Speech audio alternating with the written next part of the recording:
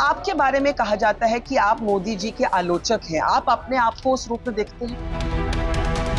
पिछले चुनाव जो हुए थे, आपने और कुछ आपके सहयोगियों ने फैसला किया कि मोदी जी के खिलाफ एक कैंडिडेट खड़ा किया जाए। कई वर्षों के बाद आज मीडिया ये पूछ रहा है। आपकी अपनी नियुक्ति को लेकर एक राजनीतिक अटैक जैसे को कहते हैं ना कि आपको निशाना बनाया जा रहा है। प्रियंका गांधी शंकराचार्य बनाती है।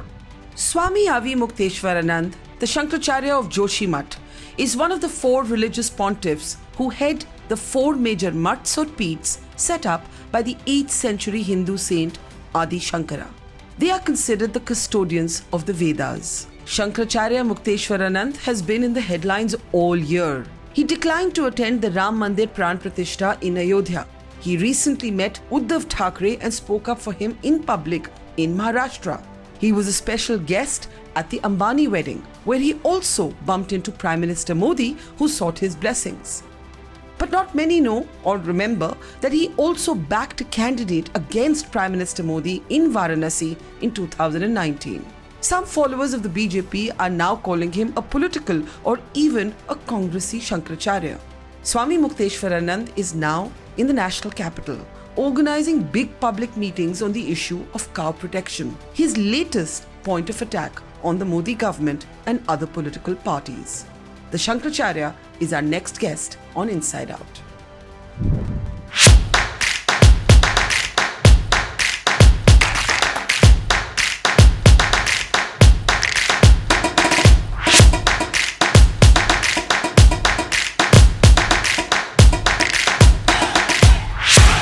शंकराचार्य जी, यहाँ पर दिल्ली में आपने अभी बड़ी सभा की है। मेन मुद्दा आपने गौरक्षा का रखा है। आपने ये भी बहुत बारी कहा है कि कोई भी राजनीतिक दल इस मुद्दे के बारे में गंभीर नहीं है, पर ये तो हर पार्टी ही इसके बारे में बात करती है, बीजेपी भी बात करती है। आप ये क्यों कहते हैं कि कोई इसके बारे में गंभीर नहीं है? जब हम ये बात कहते हैं कि गंभीर नहीं है, तो हमारा आशय होता है कर नहीं रहे हैं, कह तो खूब रहे हैं। हमने ये कभी नहीं कहा कि कोई कह नहीं रहा है। हमारा आशय है कि कोई कर नहीं रहा है। जब मौका आता है तो हम हिंदुओं को भ्रम में डालने के लिए गाय की बातें तो की जाती हैं। सब पार्टियों ने की है समय समय पर, सबके प्रस्ताव हैं, सब इतिहास में दर्ज है जी। लेकिन जब मौका मिल जाता है उसके बाद इस बारे में कभी चर्चा नहीं करते। तो हमारा तात्पर्य जी इसमें नहीं है कि वो कोई कहता नहीं है, कहते तो सब हैं, खूब कहते हैं, हमसे ज़्यादा बढ़िया से कहते हैं। कितना बढ़िया से कह रहे थे कि गुलाबी रंग देख करके आप लोगों का मन तड़पता है कि नहीं, मेरा तो तड़पता है। लेकिन उसके बाद जब सत्ता मिली उसके बाद कहाँ तड़पा, ये समस्या है। तो हमारा कहने का मतलब ये है कि किसी भी पार्टी ने इस बारे में गंभीरता नहीं दिखाई। हम हिंदुओं की जो बहुत सबसे बड़ी पीड़ा है उसी को नज़रअंदाज लगातार किया जा रहा है। पर गाय के नाम में राजनीति तो बहुत होती है और बल्कि मारकाट भी होती है। हम ये भी लिंचिंग्स के केसेस भी लगातार सुनते आ रहे हैं और वो भी सुन के बहुत बुरा लगता है जी। तो एक तरफ राजनीति भी है, हिंसा भी है उस गौ रक्षा के नाम पे, और आप कह रहे हैं कि एक्चुअल में रियल में गौ रक्षा नहीं हो। यही तो बात है ना कि जब हम सड़क पर जा करके जी बात उठाते हैं, सभा में हम भाषण देते हैं, लिंचिंग के मौके पर भी हम बहुत सक्रिय दिखाई देते हैं जी कि हमें बड़ी पीड़ा है, गाय कैसे मार दी गई। लेकिन जब हम संसद में होते हैं, हमारे पास कानून बनाने का मौका होता है, उस समय हमारी ये सब बातें बिल्कुल शांत हो जाती हैं, फिर हम चर्चा ही नहीं करते। ये जो दोहरापन है हमारे चरित्र का, ये पीड़ा देता है। इसलिए हम ये चाहते हैं कि आपके मन में जो बात है उसको साफ करो। अगर आपके मन में गाय के प्रति भावना है तो वो कहो और उसको करके दिखाओ, और अगर भावना नहीं है तो वो भी साफ कह दो।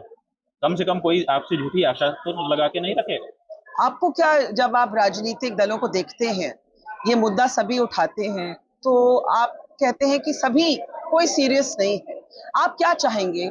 लोकसभा पार्लियामेंट अभी हम यही सेशन चाहते हैं कि देखिए, बात यह है कि जब देश आज़ाद हुआ था जी उसके पहले से हमको यही आश्वासन दिया गया। हमारे अधिकांश हिंदुओं ने, यहाँ तक कि हमारे बरमौलीन गुरुजी महाराज जी उन्होंने भी स्वतंत्रता संग्राम लड़ा था। 9 महीने एक बार और 6 महीने एक बार सश्रम कारावास उनको हुआ था। तो हम लोग उनसे पूछते थे कि आपने स्वतंत्रता संग्राम के आंदोलन में क्यों भाग लिया, आप तो सन्यासी हो चुके थे। तो उन्होंने कहा कि गाय मारी जा रही थी, हम चाहते थे कि गौहत्या बंद हो, और नेताओं ने हमको कहा था कि जब स्वराज हो जाएगा तब ये बंद होगा, अन्यथा अंग्रेजों के राज में ये नहीं बंद हो सकता है। तो इसलिए हमने स्वराज लड़ा, हमने स्वतंत्रता संग्राम लड़ा। अगर हम जानते कि भारत आजाद होने के बाद ऐसा होगा तो हम न लड़ते। ये भी उन्होंने अपना दुख व्यक्त किया। तो अब 78 करोड़ गायें थी उस समय, और 30 करोड़ हम लोग थे। अब हम 150 करोड़ के लगभग हो गए, और गाय 17 करोड़ पिछली जनगणना में निकल करके आई। अब रोज लगभग 80,000 से 1 लाख गाय रोज काटी जा रही है, और कितने दिन में ये खत्म हो जाएगी। और लगता है कि अगला जो आम चुनाव होगा देश का, तब तक तो गाय बचेगी ही नहीं। तो इसलिए अब हमको खड़ा होना हमारी मजबूरी है, कि हर हिंदू की मजबूरी हो गई है कि अब इसमें देर नहीं की जानी चाहिए। बीजेपी से क्या उम्मीद है आपको इस मुद्दे पर? देखिए, कोई उम्मीद नहीं है। क्यों? इसलिए कि देख लिया गया ना, परख लिया गया। जब वो आए थे 2014 में, हम सब लोगों ने इसीलिए उनको लाया था कि ये गौ हत्या बंद करेंगे, क्योंकि प्रधानमंत्री जो बने हैं नरेंद्र मोदी जी, उन्होंने प्रधानमंत्री बनने के पहले ऐसे व्याख्यान किए थे कि बहुत पीड़ा होती है हमारे मन में। जब सुप्रीम कोर्ट ने किसी मामले में फैसला सुनाते हुए एक जज ने कुछ टिप्पणियां की थी, कुछ निर्देश वाक्य बोले थे, वो अखबारों में छपा था, उसके बारे में भी उन्होंने कहा था, वक्तव्य इंटरनेट पर मौजूद है कि सुप्रीम कोर्ट ने कह दिया फिर भी मनमोहन सिंह कुछ नहीं कर रहे हैं जी। और ये सब कहने के कारण हम लोगों के मन में आया कि इस व्यक्ति के मन में पीड़ा है, ये अपने आप को हिंदू कहता भी है, तो जरूर इसको लाना चाहिए, ये आएगा तो कर देगा। फिर वो आए और बहुमत से आए। कई वर्षों के बाद भारत में बहुमत का शासन स्थापित हुआ और उन्होंने सत्ता संभाली। हम लोग चाहते थे कि हो जाए, नहीं हुआ। कहा गया कि साहब अभी तो हम नए नए आए हैं, थोड़ा सा जम जाने दीजिए, बड़ा काम है, हम करेंगे। फिर नहीं किया, फिर नहीं किया, फिर नहीं किया, 5 साल बीत गए। फिर कहे कि दोबारा हम आएंगे तब कर देंगे, तो दोबारा भी आ गए और ज्यादा शक्ति से संपन्न होकर के आ गए, और फिर 5 साल पूरा बिता दिया गया। और जब हम लोगों ने कहा तो कहा कि अब तीसरी बार जब बनेंगे तब। अब ऐसा थोड़े होता है कि आप बार बार एक ही आश्वासन देते रहें और जब आपके पास ताकत आए तो आप वो ना करें और हम फिर भी भरोसा लगाए रहें। तो अब तो उनसे कोई हमको आशा नहीं। आपने प्रधानमंत्री की बात की, अपनी निराशा की बात की। हाल ही में जब अंबानी परिवार की शादी पे आप थे तो प्रधानमंत्री आपके पास आए, उन्होंने आपका आशीर्वाद मांगा, आपने दिया भी। वो मुलाकात कैसी रही? वो देखिए, वो शिष्टाचार है। एक सामूहिक कार्यक्रम था, वहाँ वो भी आए थे, हम भी गए थे। स्वाभाविक है, उन्होंने भी शिष्टाचार निभाया और हमने भी शिष्टाचार निभाया। कोई हमारी उनकी बातचीत तो हुई कोई बातचीत नहीं हुई? नहीं, वो मौका भी नहीं था। जी। आपके बारे में कहा जाता है कि आप मोदी जी के आलोचक हैं। आप अपने आप को उस रूप में देखते हैं? देखिए, हम किसी के आलोचक नहीं, हम तो गुणग्राही हैं, गुण देखना चाहते हैं जी। लेकिन क्या करें, हमारी मजबूरी है कि जिस समय जो सत्ता में रहता है उससे जब हमको चोट पहुंचती है जी। तो हमको रोना तो पड़ता है। अब ये तो कुछ ज्यादा ही हो जाता है कि कोई पीटता भी जाए और रोने पर भी पाबंदी लगा दे कि रो भी मत। आप हमारे मंदिर तोड़ो और हम कुछ बोले ही ना, आप हमारी गंगा को बांधो, हम कुछ बोले ही ना, आप हमारी गाय माता को काटो, बेचो, हम कुछ बोले ही ना। ये जो हमसे आशा कर ली जाती है, और अगर हम रो दें तो साहब आप तो उनके विरोधी हैं। हम तो आपने तो स्वयं कवर किया है, हमको याद है कि जब हम मनमोहन सिंह थे तब गंगा जी का हमने आंदोलन किया, याद है। हम टारगेट करते थे मनमोहन सिंह जी को, इसी तरह से टारगेट करते थे, हम कड़क बोलते थे और वो सुनते थे। उन्होंने हमको अपने प्रधानमंत्री भवन में बुला करके बैठक की थी जी। तो हम तो तब भी बोल रहे थे, तब तो ये नहीं कहा गया कि हम मनमोहन सिंह के आलोचक हैं। अब इनके बारे में कहा जाता है, तो ऐसा नहीं है। हम तो जो व्यक्ति सत्ता में है वही कुछ कर रहा है, उसके करने से अगर हमको पीड़ा हो रही है तो हम चिल्ला रहे हैं, इतनी सी बात है। कल को कोई दूसरा आ जाए और वो कुछ ऐसा करेगा जिससे हमको पीड़ा होगी तो हम उसके बारे में बोलेंगे। इसमें मोदी जी का कुछ लेना देना नहीं है, इसमें भारतीय जनता पार्टी का कुछ लेना देना है, इसमें सरकार का लेना। पर आप काफी अरसे से उनसे नाराज रहे हैं। अयोध्या में जब राम मंदिर का प्राण प्रतिष्ठा हुआ, आपने कहा ये गलत है, जिस तरह से हुआ है ये गलत। वो हमने प्रधानमंत्री के या नरेंद्र मोदी के या भाजपा के विरोध में कहा, हमने अपने शास्त्र के समर्थन में कहा कि हमारा शास्त्र इसकी अनुमति नहीं देता है। हम हिंदू हैं, सनातनी हैं, और मंदिर जो है सनातनी बनाता है, और सनातनी जो मंदिर बनाता है वो सनातन शास्त्र के अनुसार बनाता है, और सनातन शास्त्र इसकी अनुमति नहीं देता है कि अधूरे मंदिर में प्रतिष्ठा की जाए। तो वो एक धर्माचार्य होने के नाते हमको क्या नहीं कहना चाहिए, हमने कहा। आपने एक बहुत इंटरेस्टिंग बात कही कि दलाई लामा आपने, मैंने एक इंटरव्यू में सुना कि आपने कहा कि दलाई लामा जी जो हैं उनको ज्यादा एक तरह से प्रोटोकॉल दिया जाता है शंकराचार्यों के मुताबिक। ये आपको क्यों ठेस पहुंची, नहीं, हम क्यों लगा? कोई कोई प्रसंग रहा होगा, उदाहरण दे रहे होंगे। जी तात्पर्य इतना ही था कि ये देश सनातन धर्मी बहुल देश है। जी यहाँ पर सनातन धर्म के ज़्यादा अनुयायी हैं और यहाँ पर उनके सबसे बड़े गुरु शंकराचार्य हैं, जी। लेकिन उनकी बात नहीं सुनी जाती है, बल्कि उनकी जगह पर दूसरों को प्रोजेक्ट करके काम चला लिया जैसे जाता है। कि कौन? इस तात्पर्य में हम कह रहे हैं। दलाई लामा जैसे। जैसे दलाई लामा को मौकों पर बुला करके उनको प्रस्तुत करके काम कर लिया जाता है। तो हमारा तात्पर्य ये था कि जब सनातन धर्म की कोई बात हो तो वहाँ पर सनातन धर्मी आचार्य को आगे करके उससे बात किया जाता है। जब आप मुंबई में थे, आपकी उद्धव ठाकरे से मुलाकात हुई और उसके बाद आपने बयान दिया कि उनके साथ जो हुआ एक धोखा हुआ और ये धर्म के टेनेट्स, वैल्यूज के खिलाफ है। बहुत से लोगों ने कहा कि शंकराचार्य जी राजनीति में इन्वॉल्व हो रहे हैं, ये आप एक पॉलिटिकल शंकराचार्य, एक राजनीतिक शंकराचार्य बन गए हैं। उस पर आप क्या कहें? नहीं, गजब की बात है कि विश्वासघात करना और ना करना, ये जो हमारा वक्तव्य है, इसकी व्याख्या राजनीति के पक्ष में कर रहा है। ये तो धर्म का मामला है ना। विश्वासघात करने वाला जो व्यक्ति है वो नरक जाएगा, इसीलिए विश्वासघात नहीं करना चाहिए। चाहे किसी प्रोफेशन में हम हो, विश्वासघात से हमको बचना चाहिए। ये तो धार्मिक मामला है। यही हमने कहा कि इस व्यक्ति के साथ विश्वासघात हुआ जो नहीं होना चाहिए, और जो सह लेता है विश्वासघात को वो दोषी नहीं होता है, जो करता है वो दोषी होता है। हमने तो धर्म की बात कही, इसमें राजनीति कहाँ से आ गई? ऐसे लगा आप तो साइड ले रहे हैं कि आप ऑपोजिशन का साइड ले रहे हैं। उसमें क्या है, वो सोचने वाले सोचते हैं। हमने ये कहा, आज क्या हो रहा है कि राजनीतिक ये सोच रहे हैं कि हम तो राजनेता हैं, हमको तो धोखा देने का अधिकार है। हम अगर नहीं धोखा देंगे तो क्या करेंगे? एक तो कोई सांसद बन गया है व्यक्ति, वो कहता है कि अगर ये हम नहीं करेंगे तो गोलगप्पे बेचेंगे। इसका मतलब है कि उनका माइंडसेट ये हो गया है कि हमको तो धोखा देने का लाइसेंस है जी, हम तो राजनीतिज्ञ हैं, हम तो धोखा देंगे ही। लेकिन ऐसा नहीं है। धर्मशास्त्र इसकी अनुमति राजा को भी, राजनीतिज्ञों को भी नहीं देता है। उनसे भी अच्छे चरित्र की अपेक्षा की जाती है। तो राजनीति में भी एक सच्चरित्रता की स्थापना हो, अगर इसका हम प्रयास करते हैं तो इसमें राजनीतिज्ञ हमको कहना या राजनीति में हस्तक्षेप करने वाला कहना या रुचि लेने वाला कहना अन्याय है हमारे साथ। बहुत से लोगों को याद नहीं होगा कि पिछले चुनाव जो हुए थे और उस चुनाव के टाइम बनारस में, वाराणसी में आपने और कुछ आपके सहयोगियों ने फैसला किया कि मोदी जी के खिलाफ एक कैंडिडेट खड़ा किया जाए। एकदम सही। ये क्यों हुआ? और वो कैंडिडेट के कागज शायद एक्सेप्ट नहीं हुए कभी। देखिए, बात ये है कि कई वर्षों के बाद आज मीडिया ये पूछ रहा है जी कि ये क्यों हुआ। जी कितने वर्ष लग गए आपको हमसे ये पूछने में? जी थोड़ा सा विचार करिए। बात यह है कि वाराणसी में विश्वनाथ कॉरिडोर बनाने के लिए मंदिर तोड़े जा रहे हैं, मूर्तियां तोड़ी जा रही हैं और उनको मलबे में फेंका जा रहा है। हम लोग इसको नहीं सह पा रहे हैं, इसको उठाना चाहते।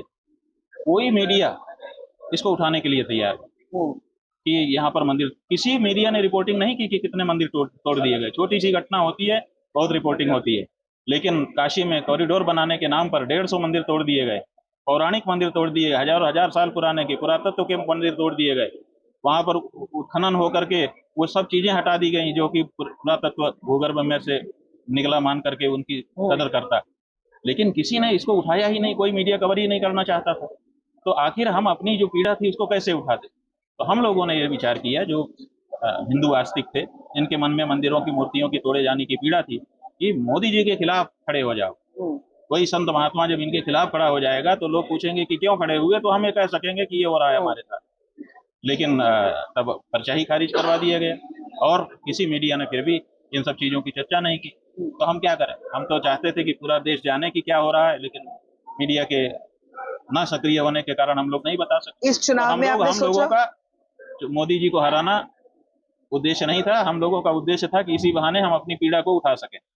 इस उद्देश्य से हम लोग लड़ रहे थे और कुछ नहीं। उसके बाद नहीं आपने कभी सोचा कि कोई कैंडिडेट खड़ा किया जाए उनके खिलाफ? नहीं, उसके बाद क्यों खड़ा करें? अभी गाय के लिए हम लोगों ने खड़ा किया था, पूरे देश में खड़ा किया था।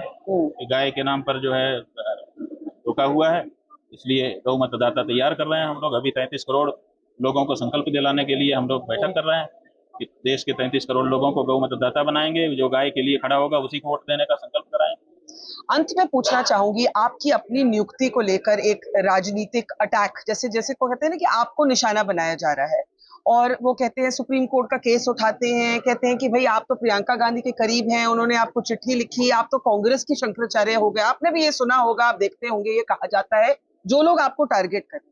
इस पे आप क्या कहें? नहीं, हम इसमें कुछ कहें क्या कहें। बात यह है कि जब हमको शंकराचार्य बनाया गया तो बहुत से लोगों ने हमको शुभकामनाएं भेजी। देश के जो विशिष्ट लोग हैं, जो शिष्टाचार का पालन करते हैं, जी। उन सब ने भेजी। उसमें कांग्रेस के लोगों ने भी भेजा, भाजपा के लोगों ने भी भेजा, यहाँ तक कि जो राज्यपाल पद पर बैठी आनंदीबेन है, उन्होंने भी हमको शुभकामना का पत्र भेजा। जी। जो अनुसुईया उइके उस समय राज्यपाल थी, उन्होंने भी हमको भेजा। बहुत जी। सारे मंत्रियों ने भेजा, जो मध्य प्रदेश के मंत्री थे, भाजपा की सरकार, केंद्र के भी मंत्री थे, उसमें उपस्थित भी हुए वो लोग। तो ऐसी परिस्थिति में सबने भेजा। अब कोई एक व्यक्ति एक पत्र लेकर के कहे कि इन्होंने ही सब कुछ कर दिया। अच्छा, ये बताइए, प्रियंका गांधी शंकराचार्य बनाती है? बना सकती है क्या? कोई भी व्यक्ति भारत का या भारत की सरकार या प्रदेशों की सरकारें शंकराचार्य बनाती हैं? क्या उनको अधिकार है? शंकराचार्य बनाने का अधिकार भारत के प्रधानमंत्री को भी नहीं है। शंकराचार्य बनाने का अधिकार किसी प्रदेश के मुख्यमंत्री, राज्यपाल को नहीं है, किसी पार्टी के नेता को नहीं है। शंकराचार्य बनाने की अपनी अलग प्रक्रिया है। वो तो बनने के बाद शुभकामना देने के लिए शिष्टाचार निभा रहे हैं लोग। तो उसमें बहुत सारे लोग हैं, उन्हीं में से एक वो भी हैं। अब केवल एक पत्र निकाल करके कोई दिखाने लगे और उसी से नैरेटिव सिद्ध करने लगे, और कुछ मीडिया हाउस उसी को एक एक घंटा लाइव करने लगे, वो एक अलग बात है। लेकिन जो शंकराचार्य बनाने, जहां तक सुप्रीम कोर्ट का नाम आप बीच में ले रहे हैं, तो सुप्रीम कोर्ट में जो मुकदमा चल रहा है वो हमारे ऊपर नहीं है। वो मुकदमा सन 53 से चल रहा है, और उसमें हमारे गुरुजी नीचे की कोर्ट से जीते हुए हैं, और अपील पड़ी हुई है। जो विपक्षी हैं उन्होंने अपील की हुई है, हमारे पक्ष में वो फैसला है। अपील पड़ी हुई है, उसका निस्तारण सुप्रीम कोर्ट नहीं कर रहा है। तो जब गुरुजी नहीं रहे, उनकी जगह पे हम आए, तो अब उनकी जगह पे लीगल रिप्रेजेंटेटिव हम ही को बनना है। तो हम इसलिए वहां पर गए हैं। हमारे खिलाफ कोई मुकदमा नहीं है। ये मुकदमा हमारे गुरुजी के समय से चल रहा था, और उस मुकदमे में हमारे गुरुजी के पक्ष में फैसले हैं जी, इसलिए उसमें कोई विशेष बात नहीं है। धर्म और राजनीति के बारे में कहा जाता है कि देश में इनका ओवरलैप नहीं होना चाहिए, इनको अलग रहना चाहिए। इससे मैं आपसे समझना चाहती हूँ, जब आप उद्धव ठाकरे की बात करते हैं या मोदी जी की बात करते हैं, कुछ लोग कहेंगे ये धर्म और राजनीति का कंफ्यूजन हो रहा है। इस पे आप क्या कहें? नहीं, धर्म और राजनीति दोनों का लक्ष्य लोक कल्याण है, लेकिन दोनों के रास्ते अलग है। राजनीति का जो रास्ता है वो ये है कि पहले सत्ता हाथ में लो, पावर अपने हाथ में होना चाहिए, तब आप लोक कल्याण की योजना बना करके लोक कल्याण कर सकते हैं। इसलिए राजनीति के लोग चुनाव लड़ करके सत्ता में आते हैं और फिर लोक कल्याण करने के लिए सोचते हैं।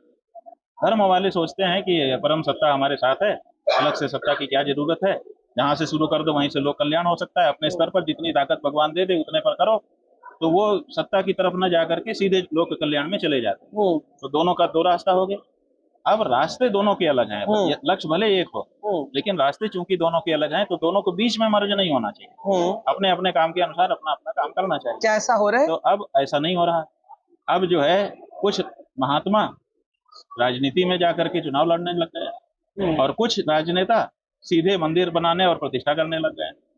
तो दोनों जो है एक दूसरे के क्षेत्र में प्रवेश कर रहे हैं, जो कि शुभ लक्षण हमारी दृष्टि से नहीं। आपने ये भी कहा है कि प्राण प्रतिष्ठा दोबारा होनी ही है अयोध्या में। नहीं, दोबारा शब्द जो है ये आप लोगों का पहली बार होनी है, एक तरह से जो दोबारा शब्द है वो हमारा शब्द नहीं है।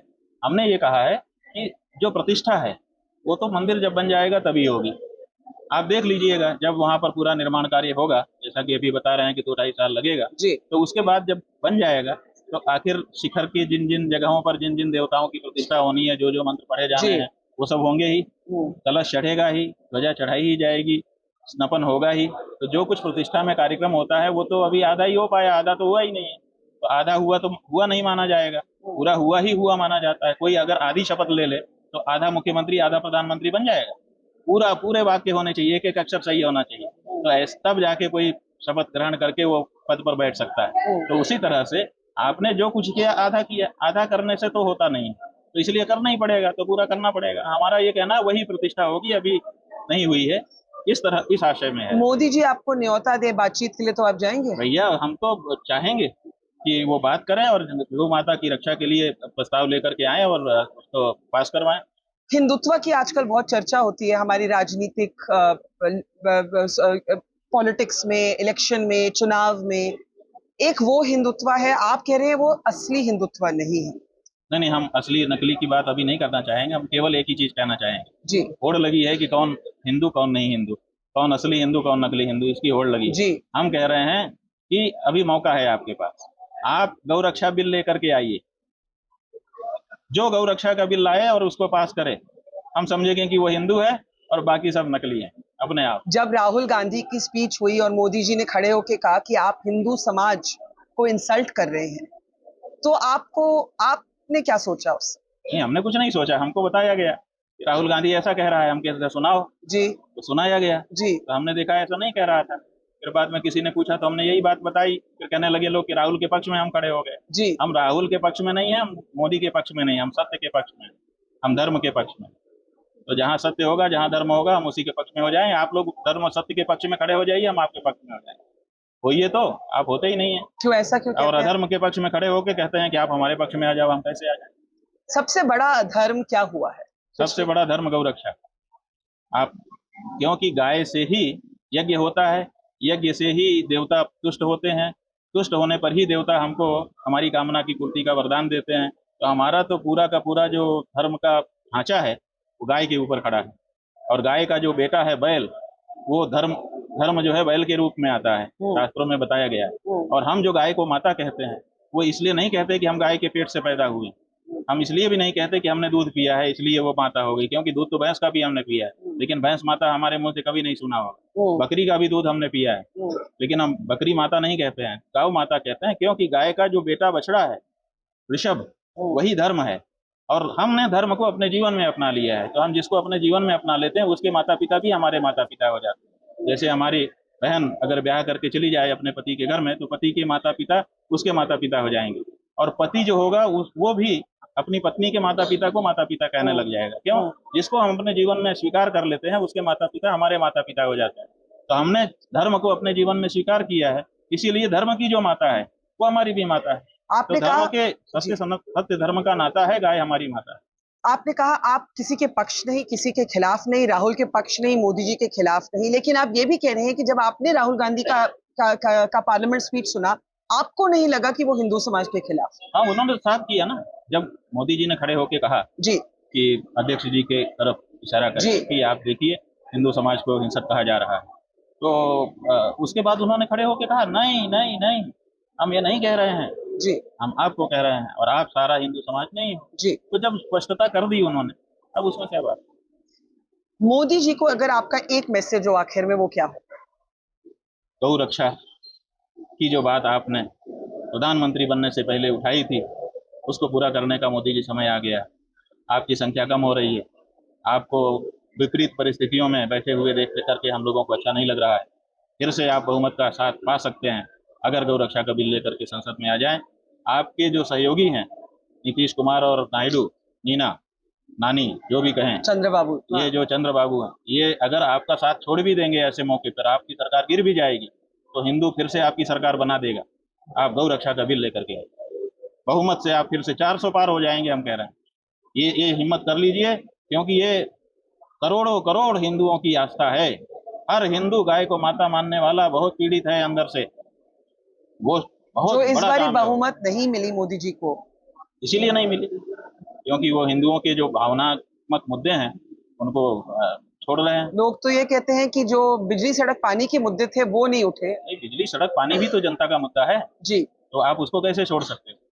उसको भी पकड़ के रखना पड़ेगा। जो देखिए, भूखे भजन न होए गोपाला, ले लो अपनी कंठी माला, आम कहावत है। जी तो जो हमारी जीवन की मूलभूत जरूरतें हैं, वो भी हमारे लिए मुद्दा है। और उसके बाद हमारा जो खास मुद्दा है, जो हमारी मानसिकता को संबल देता है, जो हमारी प्रतिष्ठा को बढ़ाता है। तो जब हमको हमारी गाय क्यों काटी गई? जब हमारे विरोधी लोग आए हमारे देश में, तो उन्होंने हमको चिढ़ाने के लिए काटा, कि जब काटते थे तो हमको दुख होता था। तो आज भी वो काटी जा रही है, तो हमको दुख नहीं हो रहा है। तो ये जो दुख है, ये जो दर्द है, ये जो हम कि तुम हिंदू क्या कर सकते हो, ले तुम्हारी माँ को हम काट के बेचते हैं, तो ये जो बात है, ये हमको बहुत शर्मिंदगी लगती है। कलंक का टीका है हमारे माथे पे। इस कलंक के टीके को हर हिंदू हटाना चाहता है। अगर इस बात को समझ लें मोदी जी और खड़े हो जाएं, अभी भी फिर से जो उनके मन में बात थी कि लंबे समय तक हम हिंदू देश में और हिंदू भावना को लेकर के राज करेंगे, वो फिर से हो सकती है। यही हम कहना चाहते हैं, लेकिन सुनने के लिए कहाँ तैयार है। शंकर जी बहुत धन्यवाद हमसे बात करने के लिए। ठीक है जी, नमस्कार। हाँ।